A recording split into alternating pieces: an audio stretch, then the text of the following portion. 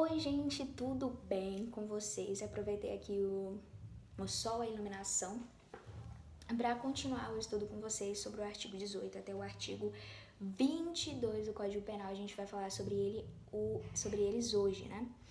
Então, o artigo 18 ele vem com a seguinte redação: diz-se crime, crime doloso e crime culposo.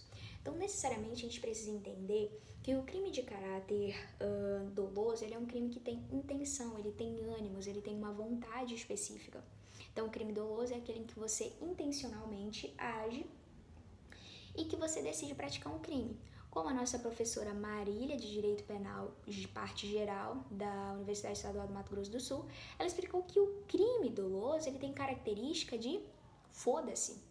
Ou seja, eu sei o resultado, eu sei o que eu estou fazendo, eu sei qual irão ser as consequências, mas mesmo assim eu decido agir.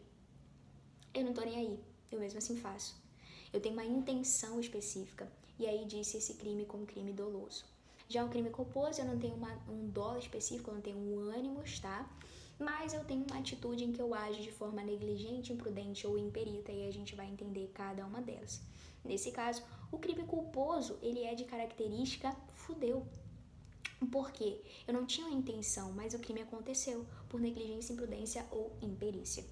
E aí a gente vai entender crime doloso, né, para artigo 18, inciso 1º, crime doloso quando a gente quis o resultado ou assumiu o risco de produzi-lo, né? Assumir o risco de produzi-lo e quis o resultado é caracterizado como crime doloso. Já o crime culposo, quando a gente deu causa ao resultado por imprudência, negligência ou imperícia, artigo 18, inciso 2, né? E aí, nesse caso, o que é negligência, o que é imprudência, o que é imperícia, né? A negligência, gente, primeiramente, ela é uma atitude de caráter omissivo. O sujeito, ele decide não fazer, tá? É uma característica, é uma atitude característica omissiva. Já a imprudência ou a imperícia, ela é uma atitude de característica comissiva, em que o sujeito decide fazer mesmo assim, tá? Diferente da negligência, em que o sujeito ele se omite. Já falei sobre isso, característica comissiva e omissiva em vídeos anteriores. Se você não viu, vai dar uma olhada, tá bom? Então, vamos começar pela negligência. Primeiramente, negligência, uma atitude de característica omissiva e que acontece antes da conduta, tá? Então, vamos dizer em que você é um médico específico, né? E que você tem o conhecimento de que você precisa necessariamente realizar todos os procedimentos higiênicos para que você entre em uma sala de cirurgia. Então você precisa se higienizar, você precisa higienizar suas mãos, seus antebraços, você precisa colocar luva, você precisa colocar máscara, você precisa colocar a touca, você precisa colocar uma proteção ali nos seus calçados, você precisa colocar um avental. Então você precisa realizar todo um procedimento higiênico para entrar dentro de uma sala de cirurgia. Caso contrário, você poderia estar causando risco à vida de um paciente ao levar um vírus ou uma bactéria para a sala de cirurgia. Então, nesse caso, quando você é médico, você sabe que você precisa realizar uma higiene antes de entrar para a sala de cirurgia e mesmo assim você decide não fazer uma atitude de caráter omissivo antes da realização de determinada atividade, por o seu dever e por a sua obrigação, você age com negligência. Algo relativo a um dever ou uma obrigação em que você se omite em fazer. Isso é ser negligente. Já a imprudência ela é relacionada durante a conduta, durante a prática de determinado ato. Então você, por exemplo, tirou ali sua CNH, está andando pela rua, em vez de você esperar o sinal vermelho, você acaba ultrapassando o sinal vermelho. Você foi uma pessoa imprudente. Você teve uma atitude comissiva durante uma determinada conduta que verificou-se então uma falta de cuidado, tá? Durante aquela realização daquela atividade. Então você se mostrou uma pessoa imprudente, tá? A mesma coisa acontece quando você está, por exemplo, numa rodovia e existe uma placa de sinalização falando que a velocidade média para trafegar naquela rodovia é de 60 km por hora. Exemplo, tá, gente? Então, se você estiver trafegando naquela rodovia em uma velocidade maior do que a permitida naquela placa, você está agindo com imprudência, tá? E a imperícia, mais uma vez, uma atitude de caráter comissivo. A imperícia está muito relacionada ao conhecimento técnico profissional de determinado sujeito. Então, vamos dizer que você, por exemplo, precisa necessariamente realizar uma cirurgia em que você é médico e você precisa ter um conhecimento especializado naquela cirurgia, na realização de uma cirurgia, por exemplo, uma cirurgia plástica. Então, você precisa ser médico especializado em realização de cirurgias plásticas para realizar esse procedimento, né? Só que acontece que você é médico e diz para determinada paciente que você tem essa especialização, quando na verdade você não tinha. Você, mesmo assim, decide realizar aquela cirurgia e aquela paciente ela fica então deformada pela sua cirurgia em que você não tinha capacidade técnica e profissional para realizar. Mas mesmo assim você o fez. Isso é ser imperito, porque você não tinha conhecimento técnico profissional para realizar aquela determinada conduta, mas mesmo assim você agiu comissivamente. Você decidiu agir, tá? Em função disso. E acabou causando aí a deformação da sua paciente. Isso são exemplos de negligência, imprudência ou imperícia, né? Que eu vou mandar para vocês depois um quadrinho especificando mais detalhadamente para que vocês possam estar verificando outros exemplos, né? Para ajudar nos esclarecimentos, tá? Parágrafo único do artigo 18. Salvo os casos expressos em lei, ninguém pode ser punido por fato previsto como crime senão quando a pratica dolosamente. O que isso significa? Significa necessariamente, gente, que quando os crimes eles forem de caráter doloso, eles vão estar expressamente descritos dentro do Código Penal. Como é que é isso, Ana? Te explico isso daqui agora, porque a gente é assim, a gente vê na hora aqui, ó. Artigo 121.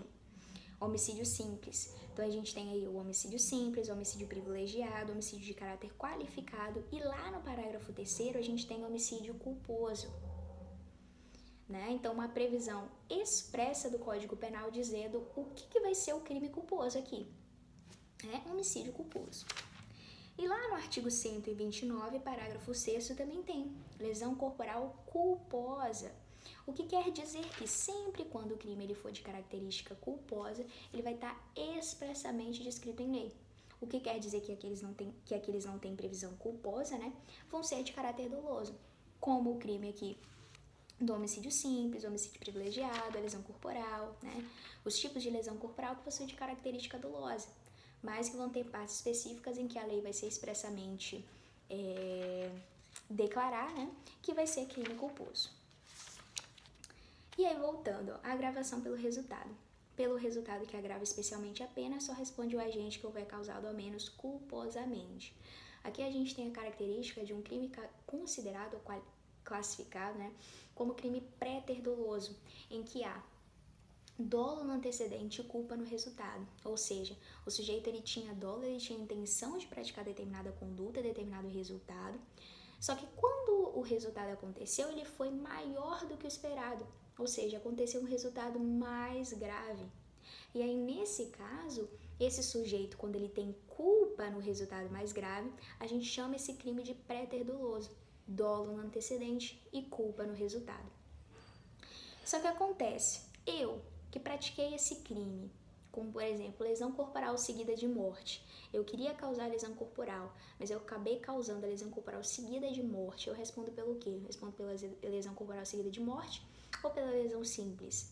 Nesse caso, eu só vou responder pela lesão corporal seguida de morte se eu tiver culpa no resultado mais grave. Caso contrário, eu respondo pelo crime simples, que é a lesão corporal. Ok? Ok, artigo 19, artigo 20. Erro sobre elemento do tipo. O erro sobre elemento constitutivo do tipo legal do crime exclui o dolo, mas permite punição por crime culposo se previsto em lei. E aí a gente tem algumas classificações aqui de erros sobre os elementos do tipo. Parágrafo 1º, discriminantes putativas. É isento de pena quem, por erro plenamente justificado pelas circunstâncias, supõe situação de fato que, se existisse, tornaria a ação legítima. E aí, no caso, tem 3 exemplos para mostrar para vocês. No caso de, por exemplo, você agir com uma determinada conduta em que você acredita que se aquele fato existisse, tornaria sua ação legítima, um erro sobre o fato. Então, você, por exemplo, está caminhando na rua e você acaba vendo uma pessoa vindo em sua direção. E aí você vê que essa pessoa, longe, né? Ela tá com uma arma na cintura. E aí você fala, fui com Deus, essa pessoa vai me matar. Só tem eu aqui na rua, a rua tá escura, essa pessoa tá vindo na minha direção, tá com uma arma ali. Fui com Deus. E aí você tinha uma arma junto com você. E aí você fala, antes que aquele sujeito ele me mate, eu vou matar ele também. E aí você saca a sua arma e mata essa pessoa. Só que quando você chegou lá, você percebeu que aquela pessoa, na verdade, não estava com uma arma. Aquele volume que você percebeu não era uma arma. E aí você teve um erro sobre o fato. A segunda situação é quando você acredita que existe uma excludente de licitude que, na verdade, não existe. Então, por exemplo, você encontra a sua mulher na cama com outro cara. Foi traído, né? E aí você fala, vou defender a minha honra. É uma excludente de licitude. Aí você saca a sua arma, mata aquela pessoa que tá ali na cama com a sua mulher.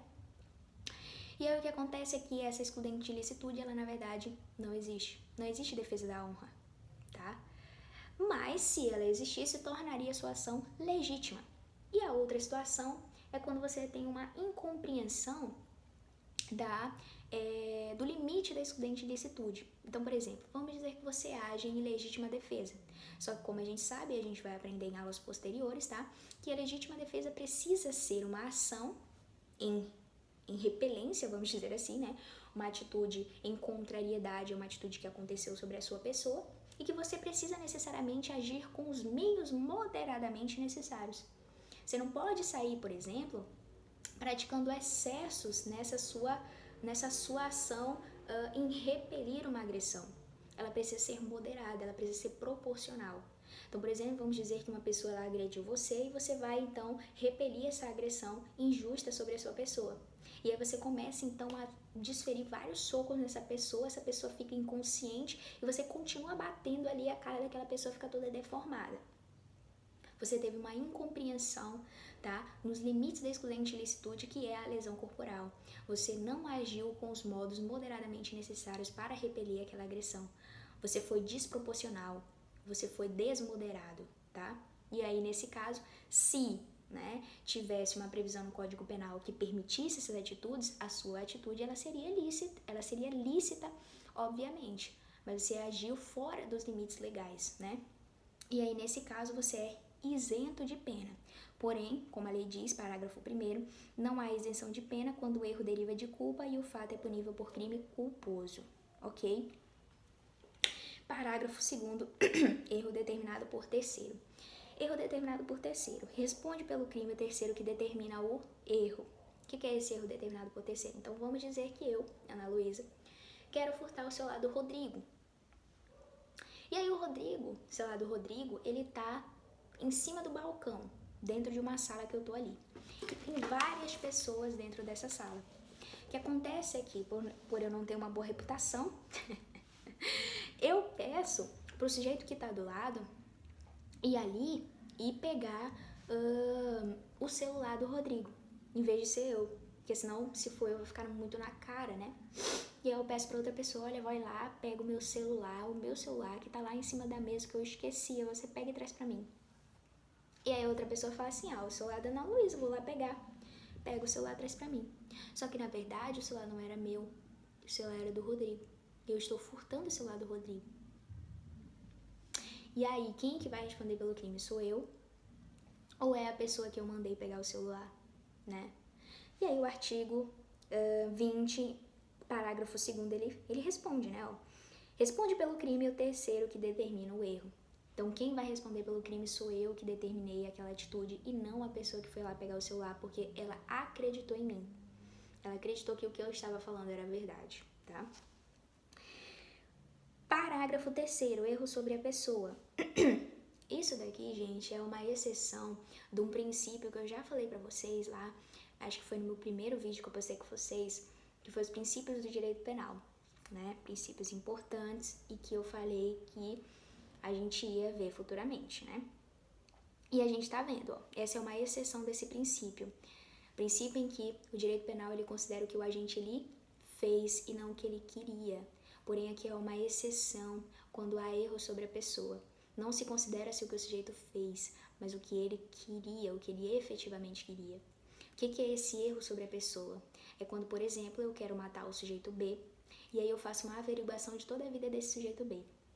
Onde ele trabalha, que horas ele sai, que horas ele entra, onde ele estaciona o carro, se ele tem carro, que horas, né, ele sai do trabalho, que horas ele vai no estacionamento, enfim. E eu quero matar esse sujeito B, verifico todos esses dados, e aí eu falo assim, a pessoa vai sair do trabalho tal horas, vai estar no estacionamento tal horas, eu vou lá, pego a minha arma, mato essa pessoa e pronto. Dei fim àquela pessoa, à vida dessa pessoa, né? E aí eu faço isso. Perceba que uma pessoa saiu do trabalho, que é o trabalho dessa pessoa que eu quero matar. Essa pessoa vai no estacionamento, vai em direção ao carro, e aí eu pego a minha arma, de longe, dou um tiro.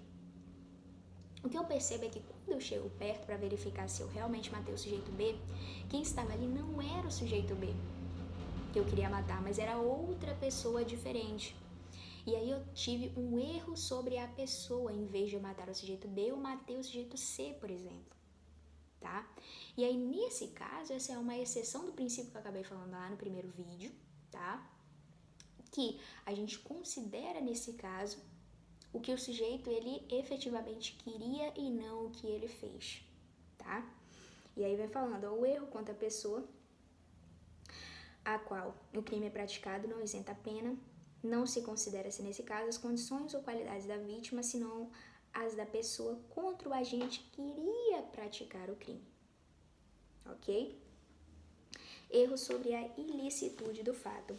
O desconhecimento da lei é inexcusável. O erro sobre a ilicitude do fato, se inevitável, isenta a pena, se evitável, poderá diminuí-la de 1/6 a 1/3. O que é esse caso? Então, esse caso é um erro sobre a ilicitude do fato, tá? Em que, por exemplo, eu tenho uma comunidade indígena. Então, tem uma comunidade indígena que vive fora do contato social, então ela tá ali dentro de uma reserva indígena, ela tá na sua região, ela não sabe falar a língua portuguesa, ela tem hábitos culturais, religiosos específicos, aquela comunidade segue isso, né? E o que acontece é que existia o entendimento, não sei se é ainda hoje, mas se esse crime acontecer em virtude disso, a gente diz que esse crime ele é isento de pena. Por quê? Porque a comunidade indígena ela tinha um conhecimento anterior de que antes, se nascesse, por exemplo, filhos gêmeos, ela deveria necessariamente matar um filho gêmeo, porque ela entendia que uma era encarnação do mal, outra era encarnação do bem. E a comunidade indígena precisaria necessariamente eliminar aquele gêmeo que era encarnação do mal, né, para não afetar aquela comunidade. E aí, nesse caso, tá, esse erro sobre a ilicitude do fato, ele é inevitável, porque a comunidade indígena não sabe português, ela não sabe o que é Código Penal, ela não sabe o que é pena, não sabe se existe crime específico, tá? Ela está reclusa do meio social e ela está reproduzindo o hábito cultural. E ela, então, né, essa prática é de caráter inevitável e, portanto, essa comunidade ela não responde pela pena, ela é isenta de pena. Porém, se a conduta criminosa acontece dentro do ambiente urbano, só estou dando exemplo, né? Mas se era possível de evitar, então essa pessoa ela poderia ter acesso à internet, ela poderia pesquisar, ela poderia ler no Código Penal, ela poderia ler, ela poderia ter contato com o advogado que ela tem contato próximo, ela poderia verificar, mas ela não fez.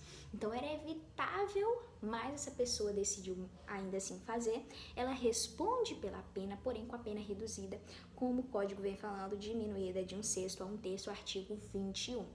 Ok? E ele vem falando, ó, parágrafo único. Considera-se evitável o erro se o agente atua ou se omite sem a consciência de ilicitude do fato quando lhe era possível, nas circunstâncias, ter ou atingir essa consciência. A consciência de evitar a prática de determinado crime. Ok? E aí o último artigo, o artigo 22 do Código Penal, vem falando aqui, ó, coação irresistível, obediência hierárquica. O que é coação irresistível? A coação irresistível é uma coação que é exercida sobre uma determinada pessoa em que ela não pode agir de outra maneira a não ser agir conforme aquela coação. Então, por exemplo, vamos dizer que tem ali um criminoso com a arma na tua cabeça e fala assim, ou você deita, eu te mato, eu dou um pipoca à tua cara, né? Ou pipoca à tua cara. Então, você não vai agir de outra maneira a não ser obedecer aquela coação que está sendo exercida sobre a sua pessoa. Você vai ter que deitar, senão você vai ser morto. Então você não pode agir de outra maneira a não ser deitar, senão você vai ter a sua vida ceifada. tá? Essa é uma coação de caráter irresistível, tá? Onde você não tem outra alternativa a não ser agir daquela maneira. E a obediência hierárquica.